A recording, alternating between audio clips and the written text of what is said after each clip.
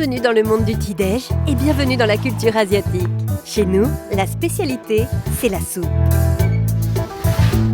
Dans la cuisine asiatique, on utilise une grande variété de légumes, d'herbes et d'épices. De la citronnelle, du coriandre, de l'ail, des oignons verts, de la menthe, du gingembre.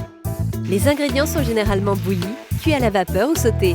Et bien sûr, le riz accompagne bon nombre de nos plats. Chez nous, il n'existe pas vraiment de petit déjeuner traditionnel. D'ailleurs, il n'y a pas de dessert non plus. Le matin, nous pouvons manger différentes choses, comme la soupe, qui est d'ailleurs une bonne alternative au petit déjeuner sucré. Voyons donc comment cuisiner le genmai.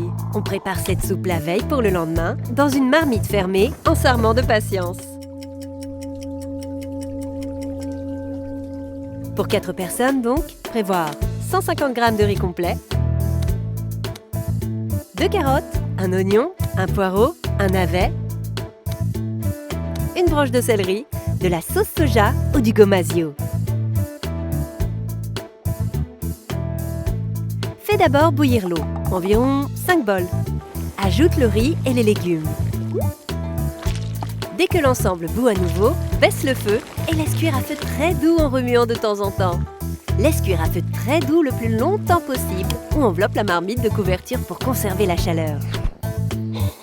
Le lendemain matin, ajoute éventuellement de l'eau chaude pour obtenir un volume de 4 bols ou un peu plus. Assaisonne au moment de servir avec la sauce de soja ou du gomasio. Ça y est, c'est prêt.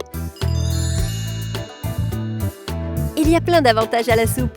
D'abord, on peut en préparer une grande quantité en avance si on peut la stocker dans un frigo. On peut en manger dans ce cas tous les matins. On peut aussi cuisiner les restes.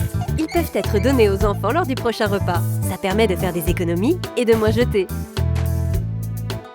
Quelques bons gestes pour éviter de gaspiller. Organiser son frigo.